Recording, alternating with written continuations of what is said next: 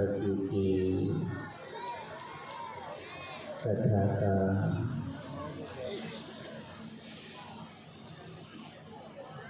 पहला दिन है।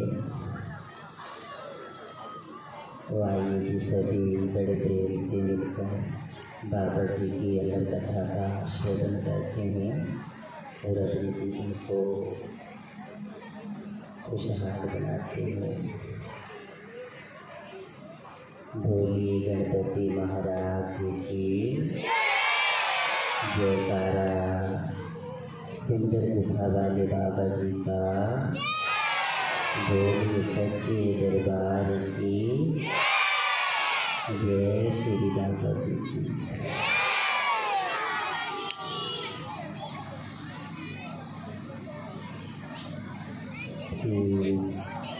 भारत ऋषि मुनियों और पीर पैगंबरों अवतारों तथा देवी देवताओं का देश है, जिन्होंने अपना जीवन संसारी जीवों को ज्ञान और बहुत अच्छा जीवन व्यतीत करने के लिए प्रेरित किया। और जब तक सृष्टि है उनका नाम रहेगा। इस लेख माला में हम एक ऐसे सिद्ध योगी की अमर कथा का वर्णन कर रहे हैं, जिनको सिद्ध श्री बाबा बालकनाथ जी के नाम से जाना जाता है। जूनागढ़ के निकट गुजरात पर्वत के पास काठियावाड़ गुजरात में विष्णु नामक एक ब्राह्मण रहता था। प्रभु भक्ति की लगन तथा संतान प्राप्ति के लिए वे हर साल जगन्नाथपुरी जाया करता था। वहाँ जाकर यज्ञ करते, साधुओं तथा गरीबों की सेवा करते तथा दान पुण्य करते हुए वे अपने जीवन में सुख लाना चाहते थे। ऐसा करते करते जब काफ़ी समय बीत गया तो एक दिन महाराज जगन्नाथ जी ने उनको दर्शन दिए और कहा कि कुछ समय बाद आपकी इच्छा पूर्ण हो जाएगी। वरदान पाकर विष्णु शर्मा पत्नी से मिलकर खुशी खुशी अपने घर लौट आए। नारद मुनि का आना। प्रभु की लीला बड़ी अपरंपार है। नारद मुनि जी कैलाश पर्वत पर शंकर भगवान जी के दर्शन करने के लिए गए।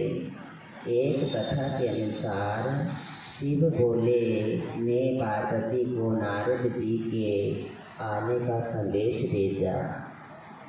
विशेष तौर पर वे यह बात थी कि नारद जी हमारे भक्त हैं, इनकी प्रेम से सेवा करना। कुछ समय ठहरने के बाद नारद जी ने पार्वती जी को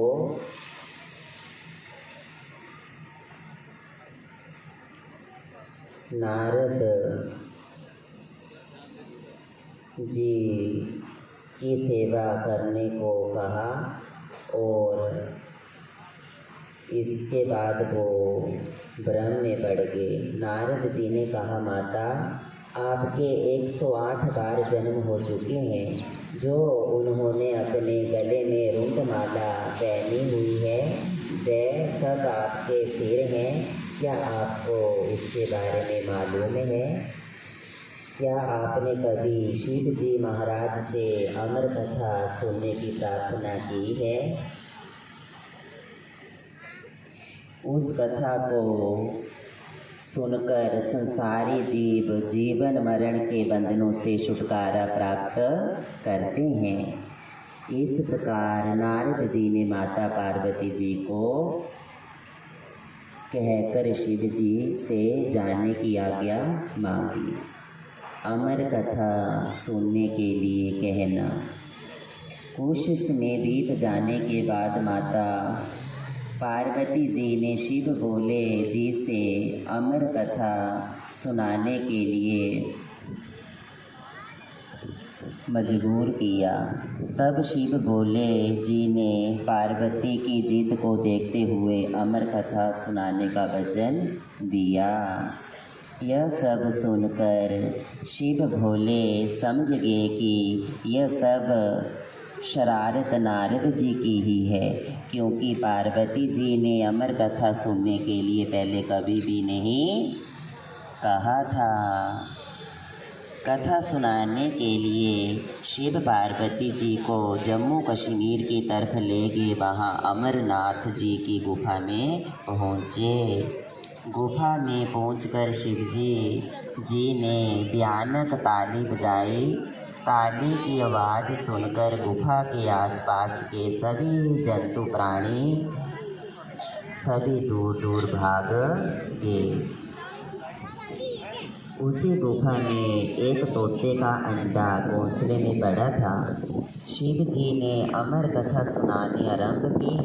शिव पार्वती जी से कहने लगे, जब तक अमर कथा सुनाई जाए आप हुंकार करते रहना। कथा सुनते सुनते पार्वती जी को नींद आ गई। जब कथा समाप्त हुई तो क्या देखते हैं कि पार्वती जी तो सोई पड़ी हैं। महादेव जी सोचने लगे, हुंकार कौन कर रहा था। हैरान रह गए, जबकि हम 12 मील तक एकांत में बैठे हैं। शिव जी के सोचते सोचते एक तोते का बच्चा पहले पड़े हुए अंडे में से निकलकर, जो अमर कथा सुनने के कारण अमर होकर उठ गया। शिव जी उसे पकड़ने के लिए उसके पीछे गए।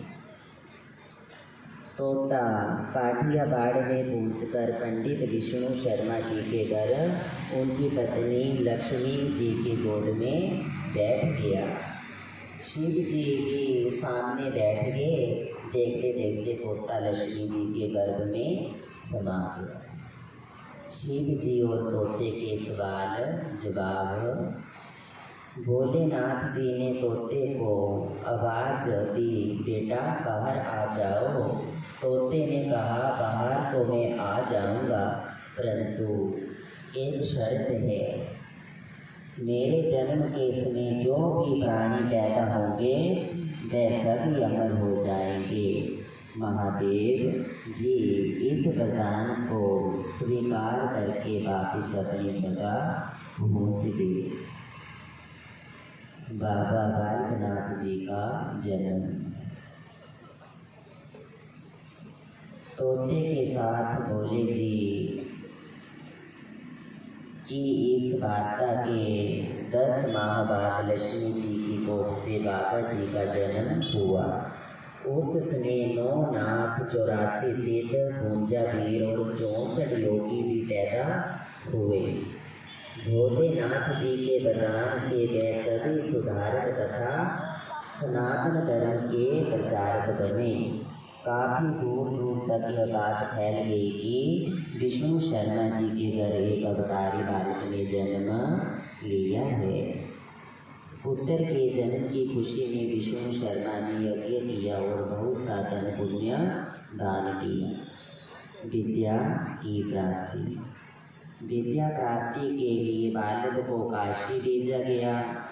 उस समय भारत में हिंदी संस्कृत का बहुत प्रचार था। काशी में बालक जी ने कई वर्ष तक शिक्षा ग्रहण की। अल्प आयु में ही वेद शास्त्रों और धार्मिक ग्रंथों को पढ़कर उनके मन में वैराग्य उत्पन्न हुआ और गुरु अध्यापक जी से आज्ञा लेकर घर आ गए। बाबा जी का विवाह से इनकार करना। बाबा जी के पिता एक जमींदार थे। वे अपने बेटे की प्रभु भक्ति से चिंतित थे। वे उसे विवाह करने के लिए और संसारिक बातों में ध्यान रखने के लिए कहते थे और कहते थे कि तुझे गृहस्थ में ही पढ़ना पड़ेगा। परंतु वे तो भगवान शिव के दर्शनों के प्यासे थे। उन्होंने अपने घर के ऐशो आराम, धन दौलत को छोड़कर विवाह के बंधनों से मुक्त रहने को कहा। एक रात माता पिता को सोते हुए छोड़कर वृंदावन चले गए। वृंदावन जाकर संसारी कार्यों को छोड़कर एक गवाले की गौएं चराने लगे। वहाँ उनका काम गौएं चराना, साधु ब्राह्मणों और गरीबों की सेवा और रक्षा करना था। गुरु का धारण करना। कुछ समय बीत जाने के बाद गुरनार पर्वत जूना अखाड़े के महंत श्री दत्तात्रेय जी अपने शिष्यों के साथ वृंदावन गए। उन्होंने इस बालक को गौएं चराते देखा। दत्तात्रेय जी इस बालक को देखकर बड़े हैरान हुए और रुक गए। अपने शिष्यों के पूछने पर महाराज जी आप क्यों रुके?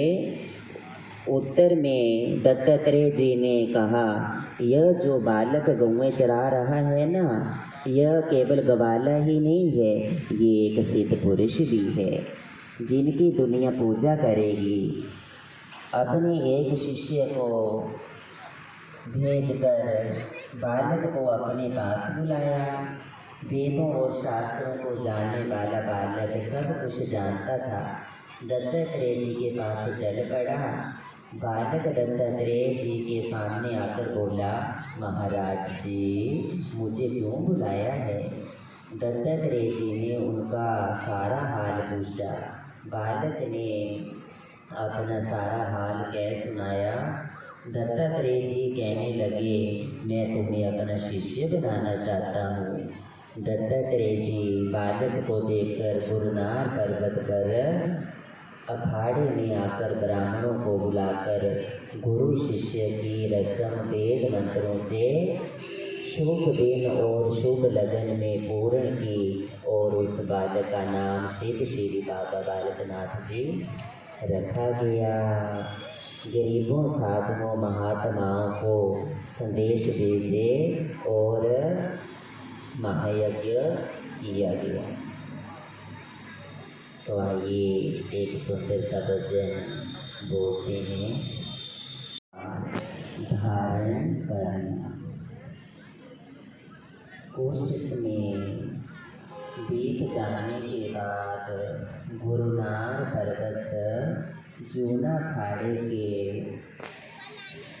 महंत श्री दत्तात्रेय जी अपने शिष्यों के साथ वृंदावन में गए। उन्होंने बालक जी से के सवाल जवाब किए।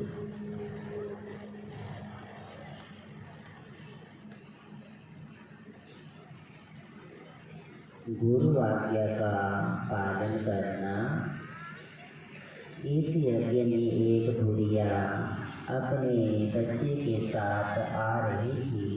रास्ते में एक जंगली राक्षस ने उनके लड़के को शेर बनकर खा लिया।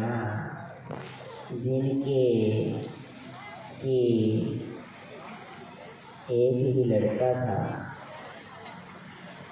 लड़के की माँ रोते रोते दत्तात्रेय जी के पास आई। महाराज जी मेरा एकलौता ही बेटा था और यज्ञ में आते समय जंगली राक्षस ने उसे खा लिया। दत्तात्रेय जी सृष्टि में प्रथम श्रेणी के सिद्ध हुए। वह एक जगह बैठकर संपूर्ण सृष्टि को देख सकते थे। उन्होंने अपने शिष्य को बुलाया और उस बुढ़िया के पुत्र को ढूंढने के लिए आज्ञा दी।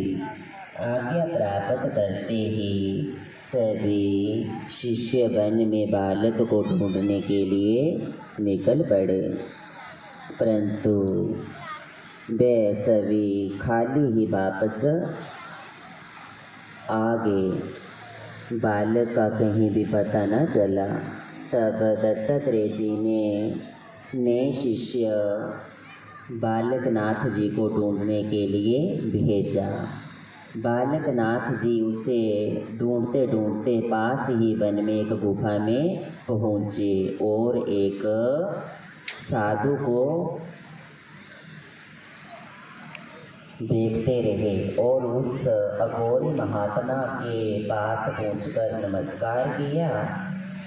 मैं विनती करता हूँ कि तुमने जो उस बुढ़िया का बेटा शेर के रूप में खा लिया है उसे वापस कर दो, क्योंकि वह उसका इकलौता बेटा था। बाबा जी भी अंतर्यामी थे, इसलिए यह सभी उन्होंने इशारे से ही कहा। अघोरी साधु गुस्से में आ गया और बालकनाथ जी को वापस जाने के लिए कहा। तुम क्या जानो अघोरी क्या चीज़ है? तुमने अघोरी सुने होंगे, देखे नहीं। दोनों अपनी अपनी शक्ति दिखाने लगे। काफ़ी समय युद्ध करने के बाद अघोरी साधु मन चाहा रूप धारण करने वाला बालकनाथ के चरणों में गिर पड़ा और अपने किए हुए की क्षमा मांगने लगा। अपने योग तप से बुढ़िया के पुत्र को जीवित करके बालकनाथ जी को सौंप दिया, जिसे बाबा जी अपने साथ लेकर वापिस गुरु जी के चरणों के पास पहुँच गए। दत्तात्रेय जी बड़े प्रसन्न हुए। माता का लड़का उसे वापिस कर दिया। इसके पश्चात बाबा जी गुरु सेवा में मग्न हो गए। कैलाश पर्वत की महिमा। भारत के उत्तर पूर्व के बीच संसार का सबसे ऊंचा हिमालय, जो सबसे ऊंचा माउंटेन पर्वत है, वो कैलाश पर्वत है। वे अपनी अनोखी शान लिए खड़ा है। इसका एक भाग कैलाश पर्वत भी है, जिसकी सतह पर मानसरोवर झील है, जिसमें से सतलुज नदी निकलती है। कैलाश पर्वत के पास श्रावण के महीने में एक बहुत भारी मेला लगता है। यह स्थान बड़ा होली है, मीन्स पवित्र है। इस स्थान पर शंकर भगवान जी का पवित्र मंदिर है, जो बड़ा लीगैंड है और लोग वर्ल्ड में बड़ा प्रसिद्ध है। लेकिन यहाँ तक कोई ही पहुँचता है। किसी भाग्यशाली को ही इसके दर्शन होते हैं। इस पर्वत पर सदा बादल छाए रहते हैं। पवित्र विचारों वाले, जिनके थॉट्स होली पवित्र होते हैं, वो ही कैलाश पर्वत के दर्शन कर पाते हैं। शिव जी का निवास स्थान नीचे से ऐसा प्रतीत होता है जैसे